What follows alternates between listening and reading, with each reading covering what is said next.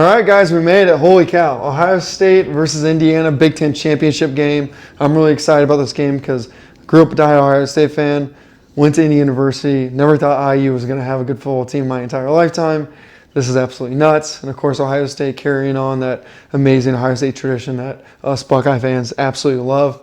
I want to apologize. Did lose my voice yesterday watching the Ohio State-Michigan game. I don't yell at the TV, but I was making content yelling and threw out my voice. So, yes, I wish I was drinking beers in Wrigleyville. I mean, beers by the Ivy, drinking beers in Wrigleyville would have been better for I lost my voice drinking, but that was not the case. Anyways, today's video is going to be just an initial preview of Ohio State versus Michigan. I got comparables, as you can see, Ryan Day versus Cignetti. I want to talk about just the different matchups. These teams are really close.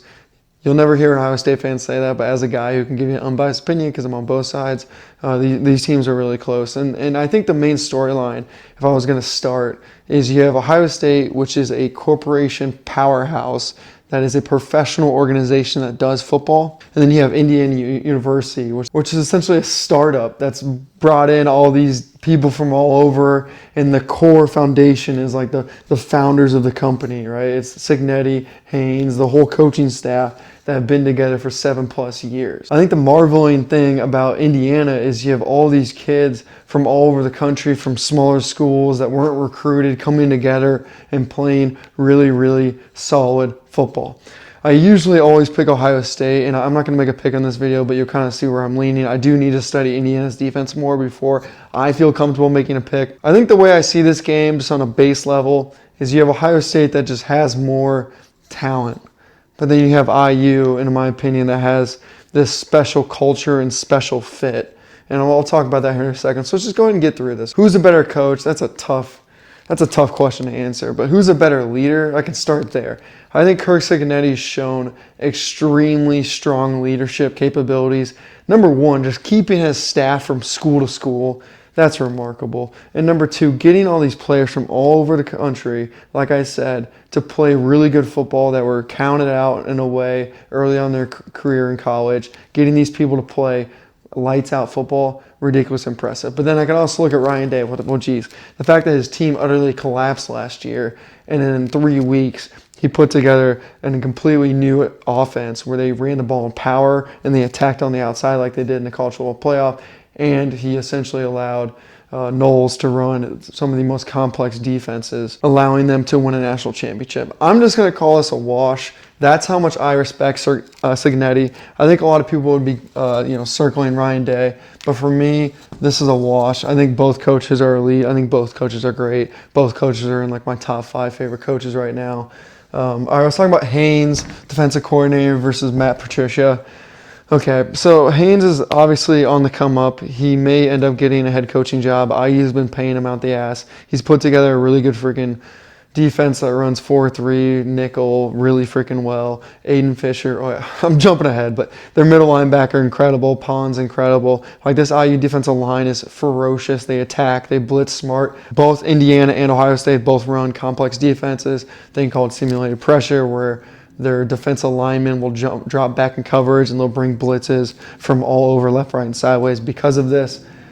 The thing, though, is Matt Patricia, when you actually look at it, his coaching experience, coaching around Bill Belichick and coaching for Bill Belichick, one of the best defensive minds in football, and he's the guy that calls all the plays during one of the Patriots dynasty runs. The fact that he's been a head coach in the National Football League, the fact that he was a GM, even the fact that he even called offensive plays for that one crazy year, I have to give the edge to Matt Patricia of adjustments. Do I think Brian Haynes can get to that level of that experience? Of course. I mean, Matt Patricia's just older, but nonetheless, I think give me Matt Patricia, defensive coordinator. All right, let's jump into the quarterbacks. We got Mendoza versus Sane. Let's talk about what Mendoza does really well. Number one, Mendoza is an incredible leader. All right, number two, what Mendoza has is his clock in his brain is flat out elite, meaning he doesn't throw the ball too early, he doesn't throw the ball too late and get sacked. All right, he's got that absolutely dialed down. He can throw the ball at every single level, short, long, out route, deep route, on a seam, deep route with some air under it. He's got great touch, great form, stands in the pocket strong, delivers the football, okay? Also, Mendoza can run the ball. And I think you'll see a little bit more in the college football playoff, but he can scramble, he can run the ball. He's a big kid. Look for him to get a couple big first downs. I do want him to win the Heisman. I hope he wins the Heisman. I think that would be incredible for Indiana, and I think Ohio State can live without the Heisman. Indiana, I think that would change everything for an IU kid to win the Heisman. So Mendoza, I think his year this year has been flat out incredible. I like his work. All right, Julian Sam. I mean, he's got the best release that I've seen any Ohio State quarterback have. He's also got incredible decision making.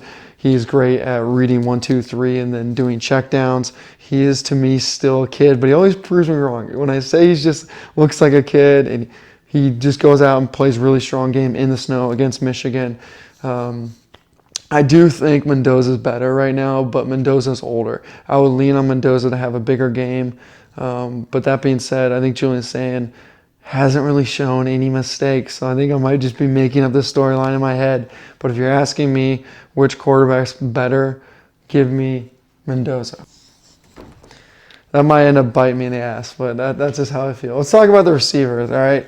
You got Ohio State has Smith and Tate. They get a lot of praise. But IU's got Waffle House, and he's got a real name, but I'm not calling him that because his nickname is Waffle House, and I will keep his nickname going. And then Cooper Jr., right, the guy who had that great play against Penn State. A lot of people are going to talk about how good Smith and Tate are, and Smith and Tate are really freaking good. But you got to remember, this is the sport of college football. So there's certain things Smith and Tate get a lot of hype because everyone has them future NFL perceptions. But the sport of college football is a little bit different. It's really about just consistently getting open and being able to catch the ball, move the chains on the first down. I would say that Smith and Tate are in generally better deep threat receivers, maybe better big play receivers. But literally, when you actually watch the tape, Waffle House and Cooper are everything you'd want in a college football receiver. All right, and they're both different. Like Smith and Tate to me are just essentially the same receiver. Waffle House and Cooper are very different. Cooper is Deebo Samuel. Cooper is yards after catch guy. All right, Cooper is down the seam, like you just hit him. Waffle House is everything on the outside. He's the 10-yard out route. He's the post route. He's the fade route. He's the back shoulder fade for a first down, only 13 yards, to the sideline. He's the guy that you put on the goal line and say, run 6 yards, sit here, and just catch the ball. All right, so both of these groups, to me, there's no advantage. And you're not going to hear anyone say that, but I'm just telling you, I know Smith and Tate are great. Don't get me wrong. I love them. They're incredible. But I'm just telling you right now, Cooper and Waffle House get open just as much as Smith and Tate do. It's just Cooper and Waffle House don't have a huge upside in the NFL. They're really good college football players. And Cooper and Waffle House don't have the entire media talking about them.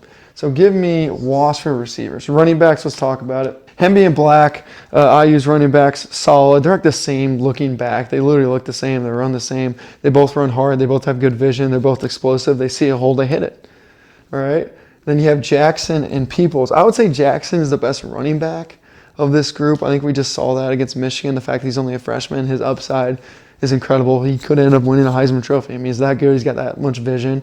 And he's literally got that good of intelligent footwork to extend runs. Right? What do great running backs do? Where you think you're only going to get 1 yard, they end up getting 4 yards. Right? They get the extra couple yards every single play. And they also break it deep. And that's something I think that Hemby specifically does really well, is he gets these long-ass runs almost out of nowhere. So if you're asking me to compare these running back groups, I think you have the best running back with Jackson, but just the overall combined running back total, it's tied. I mean, that's how I'm telling. It's tied. I mean, that's how good Hemby and Black are, guys. I'm just telling you. Oh, all right. When we look at offenses, just comparing which offense I think is going to play better. The truth is, IU has about 80 more yards per game this season in total offense. And you would look at the measurements of specifically their run game. IU runs the ball just better than Ohio State, though Ohio State has thrown for more yards. So once again, it's just a toss-up. The one thing I think that Ohio State has that's extremely special this year is they have the tight end group. All right, you have Claire, you have Kalamarak. Sorry if I say your name wrong. And then you have Bennett. And these guys played huge against Ohio State. And they were the reason I thought Ohio State was going to win by 17 points. Because they're going to grow the power run game, because they're going to be part of the power run game, coming across the line and knocking people out. And then they're going to extend the pass game.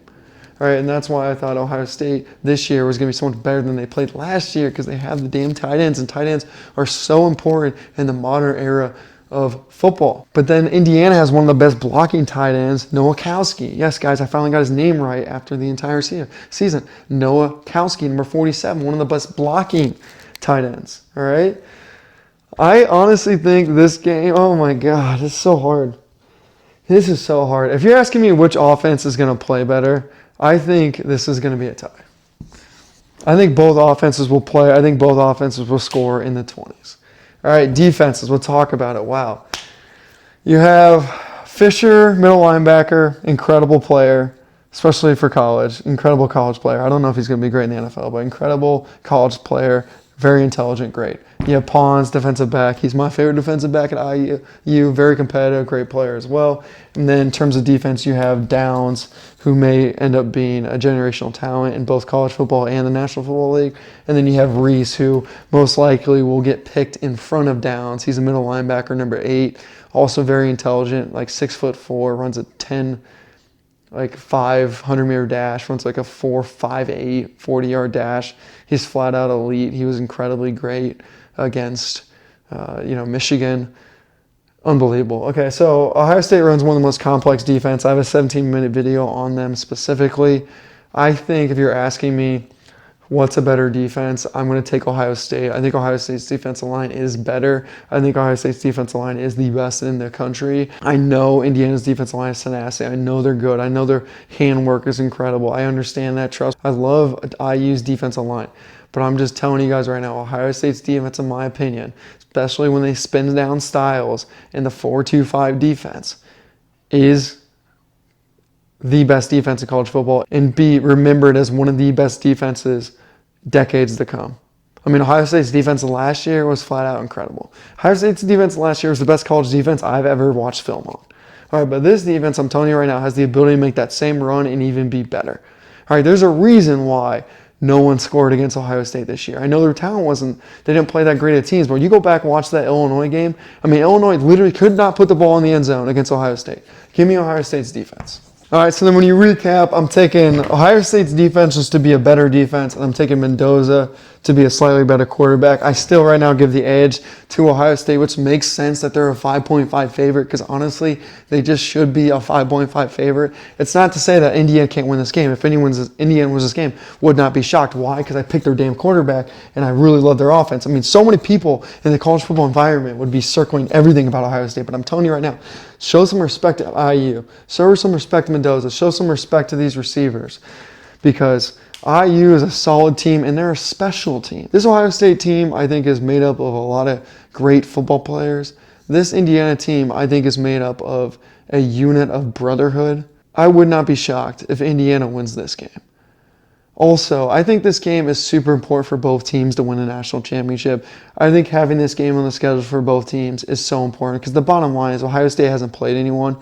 And if Indiana can get a couple looks with such an elite defense like Ohio State, I think that's got a lot of room to grow. A lot of education can be done there to help IU beat the Georgias and the other teams that they're going to see in the college football. But don't make no mistake about it. You got to remember, Indiana beat Oregon at Oregon, guys.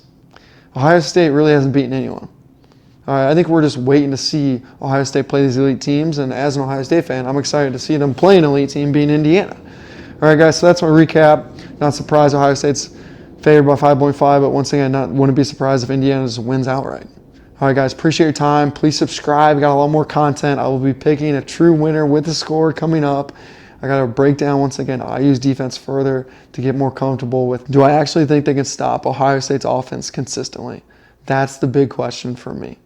All right, guys, appreciate your time. We'll talk soon. Peace.